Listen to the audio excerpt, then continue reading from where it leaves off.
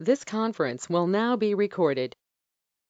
So in case of load balancer, I think we discussed about how many types of load balancers are available over Azure portal. Four. Okay, थोड़ा सा recap कर लेते हैं about the usage of these 4 different load balancer services. जैसे अपने पास है application gateway, right? And traffic manager, about normal load balancer हो गया, right? Traffic manager, Traffic manager हो गया और last में एक था Azure front door, right? या So थोड़ा why we need to use the Azure front door service, क्या होता है ये? फ्रंट डोर में दोनों डिफरेंट प्लेसेस में आपको सर्वर लगाने की जरूरत पड़ती है। पैसे के थ्रू आप अपनी वेब सर्वर को एक्सेस कर सकते हैं, वेबसाइट को। Okay. What about Azure Traffic Manager?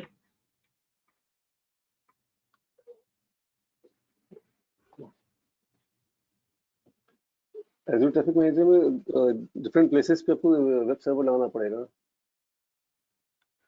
Different places in the sense you're talking about the different geographical location? Yeah, yes, like Dubai, India, or US. ठीक है. Okay, so I'm going to start from very basic normal load balancer से start करते हैं. For example, this is our load balancer और load balancer के backend में हमने 2 instances यानी 2 web server को establish कर रखा है. And we know very well about जब भी हम कोई इंस्टेंस तैयार करते हैं ना, जब भी कोई सर्वर क्रिएट करते हैं Azure पोर्टल के ऊपर या कहीं पे किसी भी क्लाउड पोर्टल पे, तो हमारे पास 2 आईपी एड्रेस मिलता है, right? Private IP address and another is public IP address. It's mandatory सभी की केस में पब्लिक और प्राइवेट आईपी एड्रेस मिलेगा. सो may I know the use of public and private IP address? Private IP address public IP address share होता है।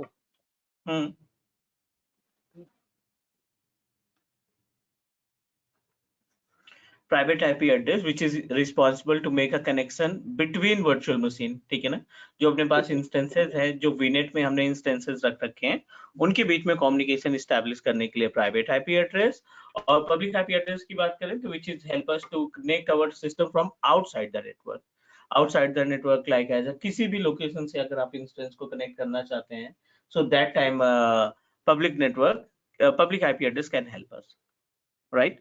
तो as it is यहाँ पे लोड बैलेंसर के केस में क्या होगा कि जैसे अपने पास ये एलबी है, ठीक है, एक हमने लोड बैलेंसर बनाया, उसके बैकएंड में मल्टीपल इंस्टेंस, अभी तो हमने एक इंस्टेंस ऐड किया है, we have option to connect more than one instance, एक से ज्यादा इंस्टेंस को कॉन्फ़िगर किया जा सकता है, राइट?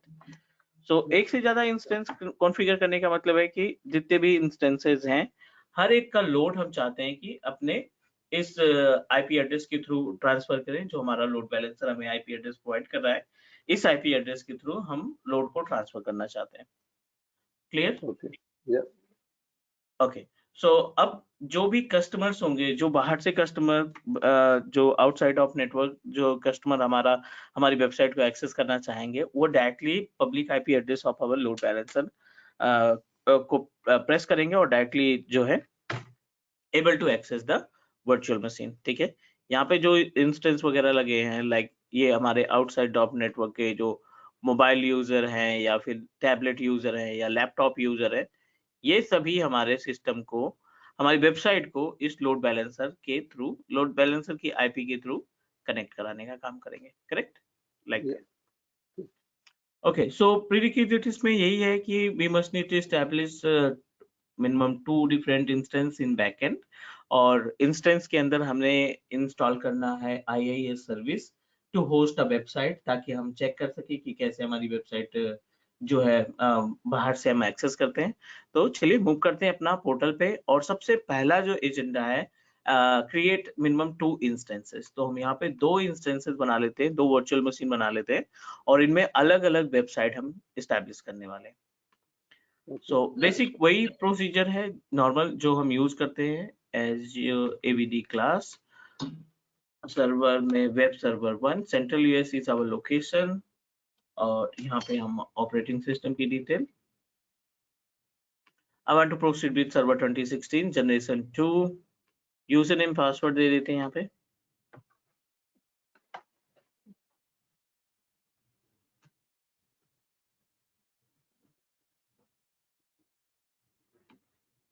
पोर्ट नंबर 80 के साथ साथ पोर्ट नंबर 338 के साथ साथ 80 भी ऐड करना है, क्योंकि हमें वेब सर्विसेज एक्सेस करनी है, तो आप पोर्ट नंबर 80 भी ऐड कर दीजिए। नेक्स्ट नेक्स्ट नॉर्मल जो बेसिक स्टेप हम यूज करते हैं to create a virtual machine, वो हम प्रोसीड कर देते हैं। Okay,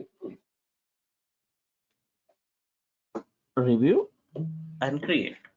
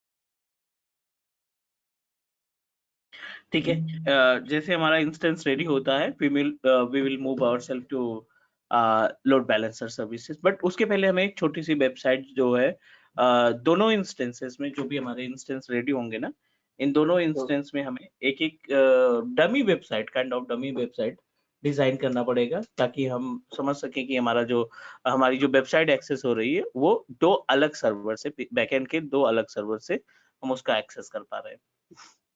okay.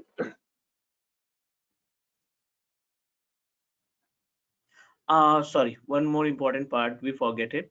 Our system must be a part of availability set, right? या जो हमारा सिस्टम जो हम अभी तैयार कर रहे हैं ना, basically must be a part of availability set. So I need to remove it, cancel करना पड़ेगा हमें ये प्रोसीजर। इट्स रियली इंपॉर्टेंट, अदरवाइज एक इंस्टेंस आपका हाईलाइट होगा, दूसरा इंस्टेंस हम कनेक्ट नहीं कर पाएंगे। So it's mandatory. Load balancer के केस में one more important part, we must need to add our virtual machine in availability set. Okay, It's mandatory, otherwise एक ही इंस्टेंस को हम एक्सेस कर पाएंगे। दो डिफरेंट डोमेन को लोड बैलेंसर पे ला सकते हैं?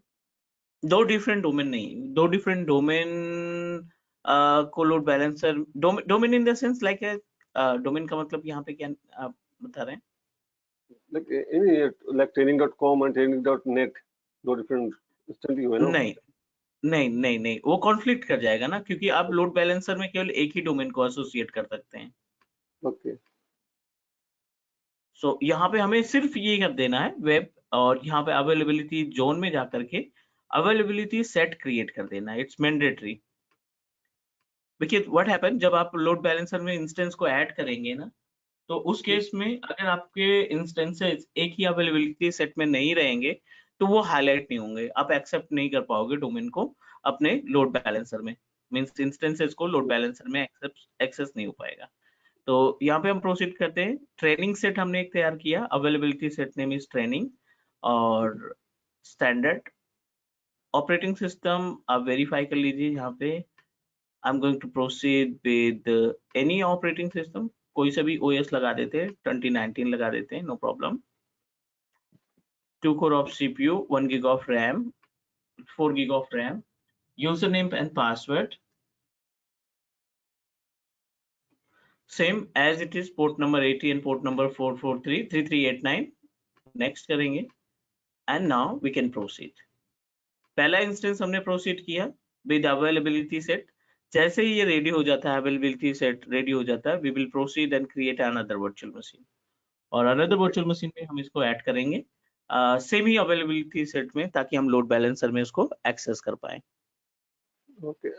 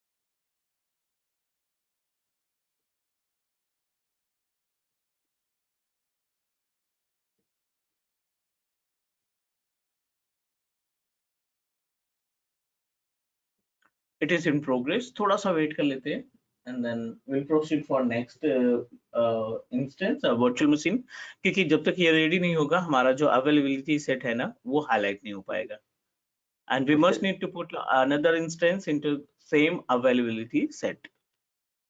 Okay.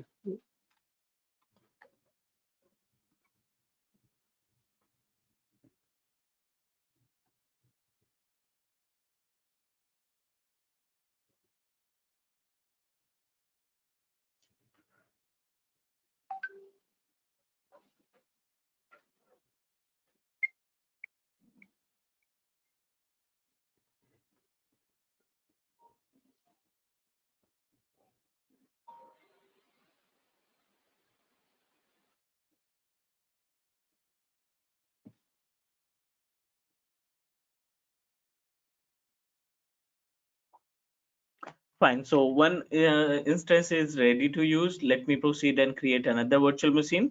Another virtual machine should be a part of same location. Same location में हमें दूसरा instance तैयार करना है, ताकि हम load balancer की service को manage कर पाए। तो click create, proceed a new virtual machine.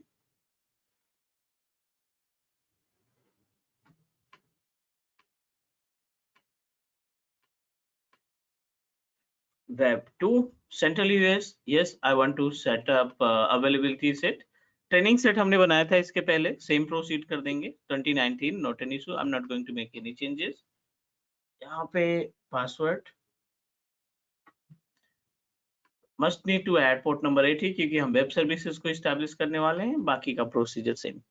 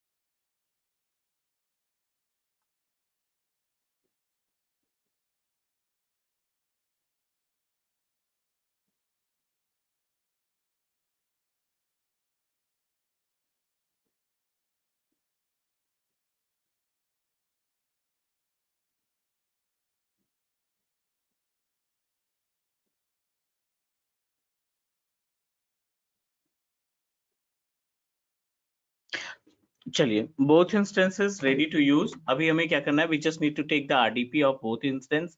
जो भी instance हमने create कर रखे हैं, इनका RDP access करना है and try to install one service. The service name is Internet Information Services.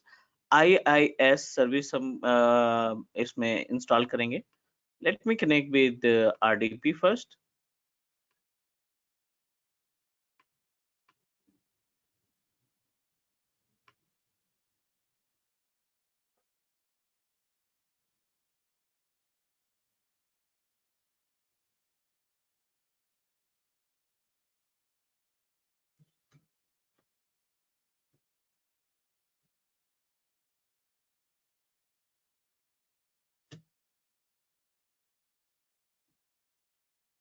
Must we connect both instances? तो यहाँ पे दूसरे instance को भी हम access कर लेते हैं.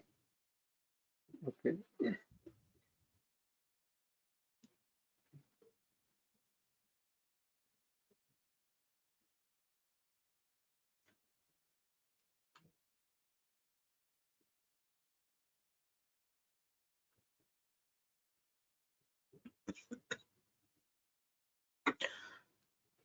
Okay, connection के बाद next topic is next step is basically we just need to install one service. The service name is Internet Information Services.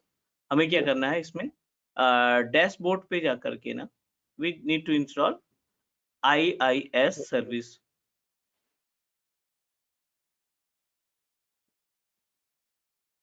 So IIS is basically a type of server roles, you can say that.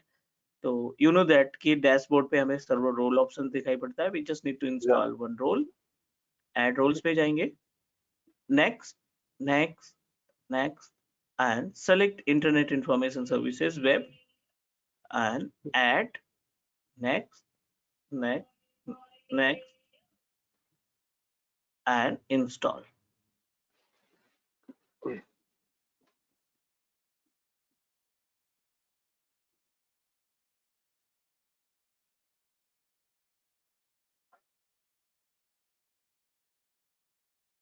Same service we need to install on second server, right? तो दूसरे server में भी same ऐसे install कर लेते हैं. Okay.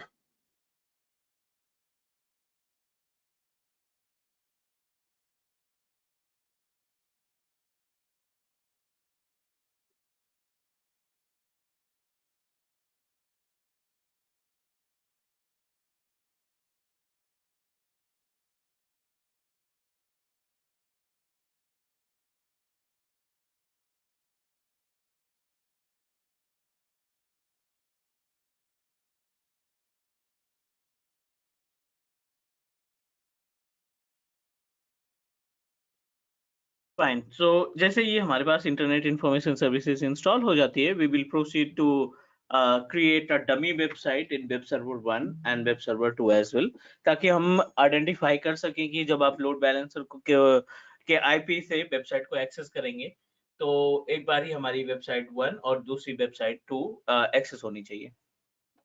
Okay.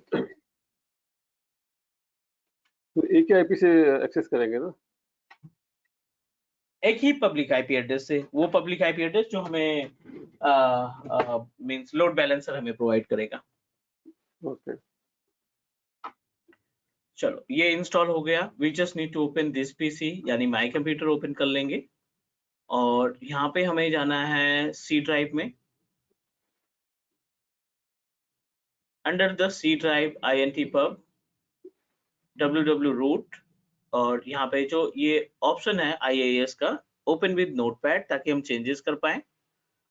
और यहाँ पे हम कुछ चेंजेस कर लेते हैं, like as this is web server 1. ठीक है, ये हमने मेंशन कर दिया name, this is web server 1.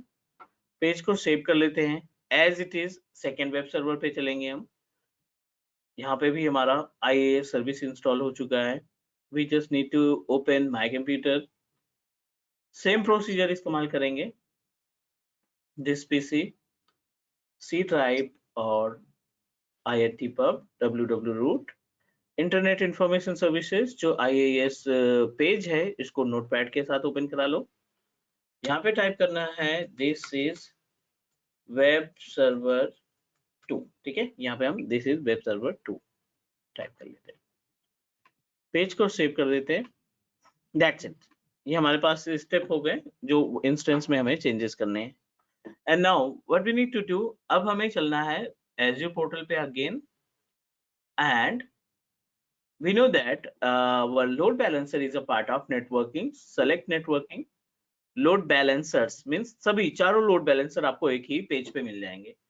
Application gateway, front door या सीडीएन प्रोफाइल, लोड बैलेंसर या ट्रैफिक मैनेजर, ये 4 लोड बैलेंसर के बारे में हमने कल डिस्कस किया था, right. these all are the load balancing service of Microsoft Azure. So let's talk about load balancer, क्योंकि अभी जो हमने सेटअप बनाया which is for load balancer kind of thing. So open load balancer service and click create. We don't have any load balancer, so proceed and create new load balancer. Basic information, subscription, about your resource group, AVD class, type the name of load balancer. So I'm going to create a load balancer with name of class LV, ठीक है, class LV is our load balancer. अब देखिए यहाँ पे 3 option दिखाई पड़ रहे हैं। SKU is a basically stock keeping unit. SKU क्या है? Stock keeping unit. Standard, gateway and basic. Gateway just add हुआ है विद इन 10 to 15 डेज पहले ही ऐड हुआ है ये सर्विस। अभी हर एक लोकेशन में आपको नहीं मिलेगा, सेंट्रल यूएस में, सेंट्रल कनाडा में, ऑस्ट्रेलिया में कुछ लोकेशन में आपको हाईलाइट होगा, बट हर एक जियोग्राफिकल लोकेशन में ये गेटवे काम नहीं करेगा। Let me explain you the usage of these 3 important part. Basic से स्टार्ट करते हैं। तो बेसिक क्या करता है ना, if we talk about the concept of basic load balancer, ठीक है। यहाँ पे एसकेयू में 3 ऑप्शन हमने देखे। One is basic, I don't know, writing pad मेरा काम नहीं कर रहा है, कल मैंने इसको अनइंस्टॉल किया था प्रॉपर तरीके से, फिर भी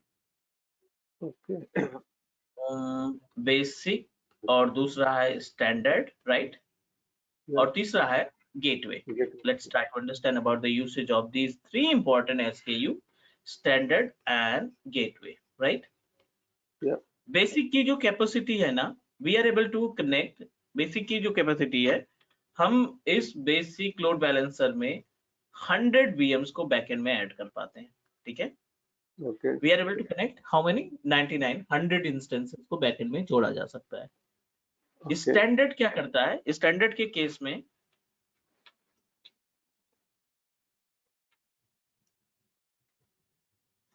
स्टैंडर्ड की जो कैपेसिटी है, we are able to connect up to 1000 instances. यहाँ पे हम 1000 VMs को ऐड कर सकते हैं, ठीक है। Now gateway is a unique, gateway में क्या होता है ना, कि मान लीजिए आपने एक इंस्टेंस बना रखा है बीपीसी वीनेट 1 में, ठीक है। दूसरा इंस्टेंस आपने क्रिएट कर रखा है वीनेट 2 में। थिंक अबाउट इट, वीनेट 1 और वीनेट 2 दो इंस्टेंसेस आपके पास हैं, दो नेटवर्क इन्वायरमेंट है, दोनों अलग अलग वीनेट में, दोनों अलग अलग आईपी पे काम कर रहे हैं, इसको 192 की, इसकी 172 की। अब इनके बीच में अगर आपको लोड बैलेंस करना है ना, तो that time our gateway come into the picture. इस केस में आप गेटवे का इस्तेमाल करेंगे, clear. These all are the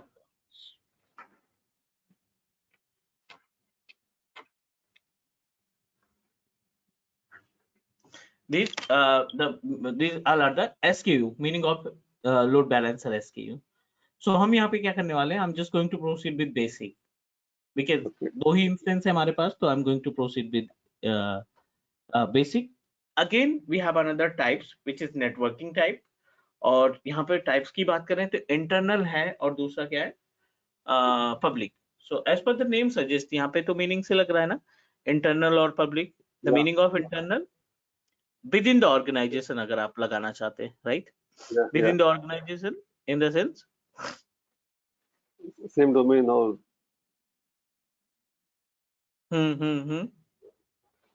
it's like same domain ना, एक ऑर्गेनाइजेशन में, एक ही नेटवर्क पे, सेम वीनेट में ऑर्गेनाइजेशन या सेम वीनेट में आपको मेंशन करना है, राइट। या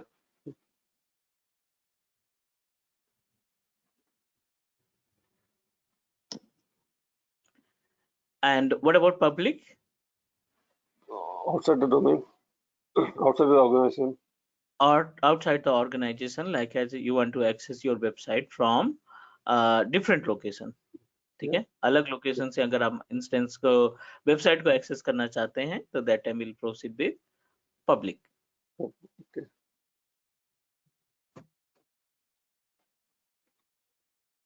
ठीक है, so I am going to make it public because we want to access it from outside. ये था बेसिक इंफॉर्मेशन लोड बैलेंसर का.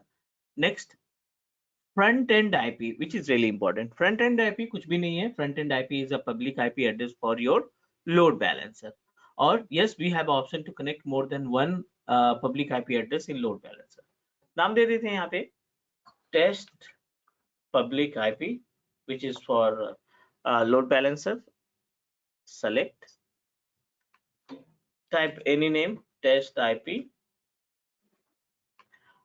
Dynamic and static, as per the name suggests, dynamic it may be changed, लेकिन static पे अब अगर proceed करते हैं तो it cannot be changed. But static costly है. इसमें आपको रेंट के साथ साथ डेटा ट्रांजैक्शन का भी पेड करना पड़ता है. और डायनेमिक में सिर्फ आपको डेटा ट्रांजैक्शन का ही पेमेंट देना पड़ेगा, रेंट देना पड़ेगा. ठीक है, नो नीड टू पे any kind of rent. So okay and add. Front end IP add किया. दूसरा ऑप्शन है बैक एंड पूल. जैसे आप नेक्स्ट करेंगे बैक एंड पूल का ऑप्शन आ जाएगा. This is the place. ये वो प्लेस है जहां पे हम अपने इंस्टेंसेस जो हमने बैकएंड में इंस्टेंसेस तैयार किए हैं ना, 2 इंस्टेंसेस तैयार किए हैं, उस इंस्टेंस को ऐड करने के लिए बैकएंड पूल की जरूरत पड़ती है. Add backend pool. और यहाँ पे नाम दे देते हैं कोई सा भी. बैकएंड पूल का नाम दे देते हैं class pool. Select your network, virtual network जो भी बनाया था हमने, एवीडी वीनेट. और यहाँ पे आपको दोनों इंस्टेंसेस मिलने चाहिए. ऐड पे क्लिक करिए. और अब देखिए यहाँ पे दोनों इंस्टेंस इसलिए आ रहे हैं क्योंकि आपने जो इंस्टेंसेस है ना उनको एक ही स्केल सेट में इस्टेब्लिश कर रखा है. क्लियर? अगर ये इंस्टेंस स्केल सेट के बाहर होते हैं, एक इंस्टेंस में एक इंस्टेंस बाहर, तो केवल आपको एक ही इंस्टेंस दिखाई पड़ता. तो चलिए दोनों इंस्टेंस को हमने किया ऐड. सेव कर लेते हैं और प्रोसीड करते हैं इनबाउंड रूल्स. ठीक है, इनबाउंड रूल्स में क्या करना है आपको, पोर्ट नंबर 80 ऑथराइज करना है अपने लोड बैलेंसर के लिए. क्योंकि पोर्ट नंबर 80 हमने ऑलरेडी ऐड कर रखा है अपने वर्चुअल मशीन के लिए, लेकिन लोड बैलेंसर के लिए हमने ऐसा कोई भी रूल नहीं ऐड किया था. तो add a rule for load balancer. नाम दे देते हैं टेस्ट रूल के नाम से. फ्रंट एंड आईपी जो आपने तैयार किया है, test public IP address.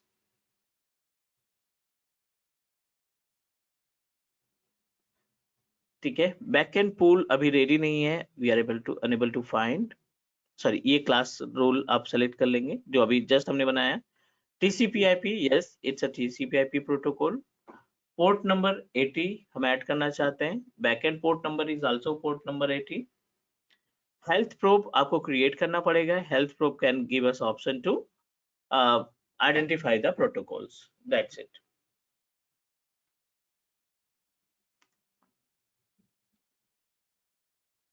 No need to do anything. Click add. I don't want to add an inbound NAT rule. पहले हमारा load balancer ready होगा. Then we'll discuss about the NAT rule. Click outbound. I don't want to configure outbound. Next. Next. And proceed to create.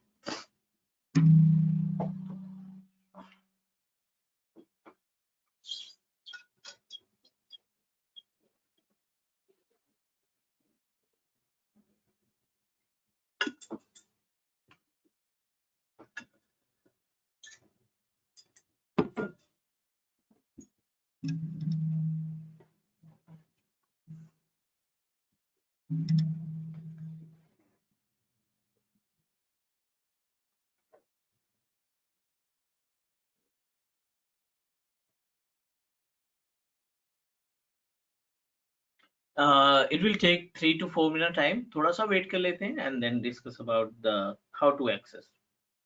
Okay.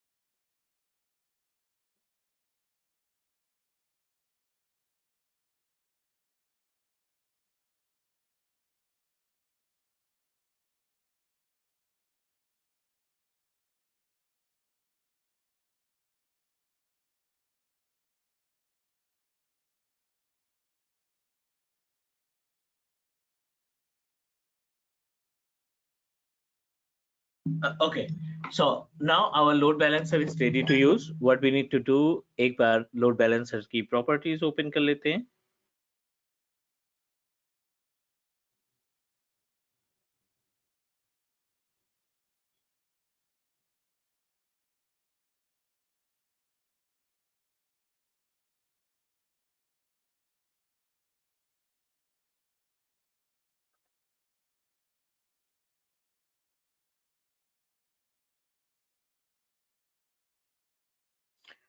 Select load balancer front end IP.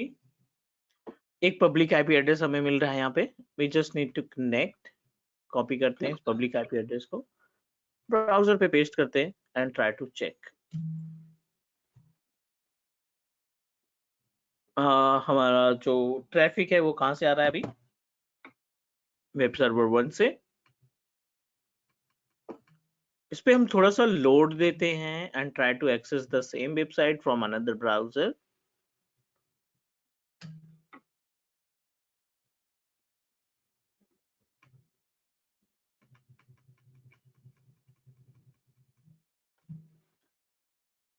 Now we are getting a request from web server 2. तो अब देखिए एक ही public IP से web server 1 भी खुल रहा है और एक ही पब्लिक आईपी से वेब सर्वर 2 भी ओपन हो रहा है. It means that our load balancer is working properly. Yeah.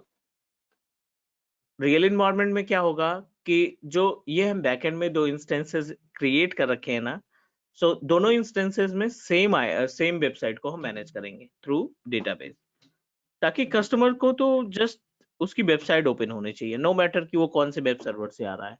Web server 1 से आ रहा है, वेब सर्वर 2 से आ रहा है, उससे कोई फर्क नहीं पड़ता, राइट. बस कस्टमर को जो वेबसाइट वो ओपन करना चाहता है वो वेबसाइट ओपन होनी चाहिए. Is it clear? लेकिन एक ही वेबसाइट दोनों सर्वर पे होनी चाहिए ना. एक ही वेबसाइट का डेटा दोनों वेब सर्वर पे होना चाहिए. जैसे अगर हम बात करें आज की डेट में, तो अपने पास बहुत सारे पॉपुलर ई कॉमर्स वेबसाइट हैं, फ्लिपकार्ट हो गया, अमेजन हो गया. तो ऐसा तो है नहीं कि केवल एक ही वेब सर्वर इन्होंने स्टैब्लिश कर रखा है बैकएंड में. इनके तो हजारों सर्वर लगे हैं बैकएंड में, right. So each and every server communicating to each other, और फिर उनको एक डोमेन के साथ जोड़ दिया गया है.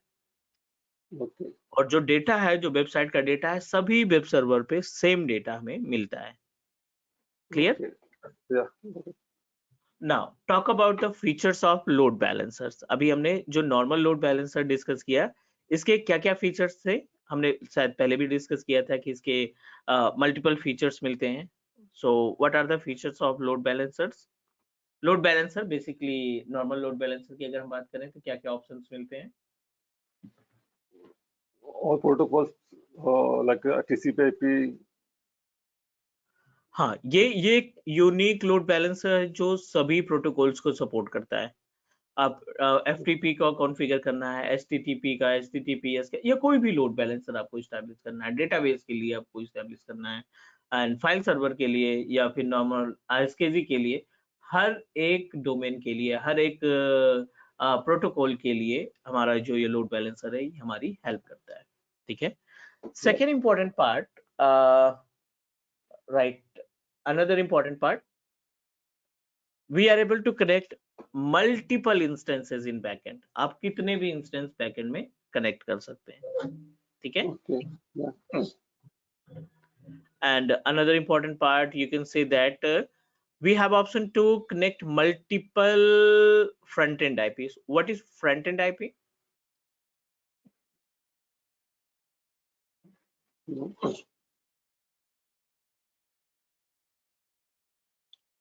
Meaning of front-end IP?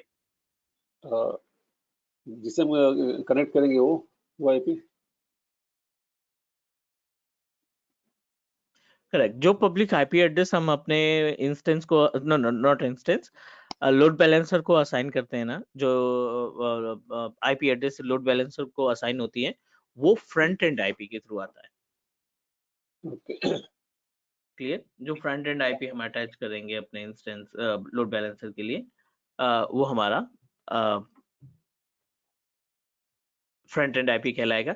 Second important part, we are able to connect multiple front end IP. ऐसा भी नहीं कि केवल एक ही ऐड कर सकते हैं. You have option to connect more than one front end IP, यहाँ पे मल्टीपल फ्रंट एंड आईपी को कॉन्फ़िगर किया जा सकता है, कनेक्ट किया जा सकता है। Clear? Okay. Yeah. Okay. So this is all about the load balancer. अगला जो स्टेप है वो है एप्लीकेशन गेटवे। बहुत ज्यादा गैप नहीं है दोनों के बीच में, मीन्स लोड बैलेंसर और एप्लीकेशन गेटवे में। बस आपको ये ध्यान में रखना है कि अगर आप लोड बैलेंसर की जगह एप्लीकेशन गेटवे तैयार करते हैं तो it support only HTTP and HTTPS, पहला। और दूसरा इंपॉर्टेंट पार्ट क्या है कि एप्लीकेशन गेटवे जो है इसके लिए आपको एक VNet और VNet must be connected with 2 different subnets. आपका जो VNet है ना वो 2 अलग-अलग सबनेट के साथ जुड़ा होना चाहिए। Okay. Clear? Yeah. Do one thing, मैं इसका रिकॉर्डिंग आपको शेयर कर दूंगा और आप एक बार ट्राई करना एप्लीकेशन गेटवे तैयार करने की, और नहीं होता फिर हम लोग कल की क्लास में डिस्कस कर लेंगे। ठीक है? ठीक। ओके, ठीक। चलो कल मिलते हैं, हम डिस्कस करते हैं एप्लीकेशन गेटवे के बारे में। ठीक है? Okay, okay. Thank you.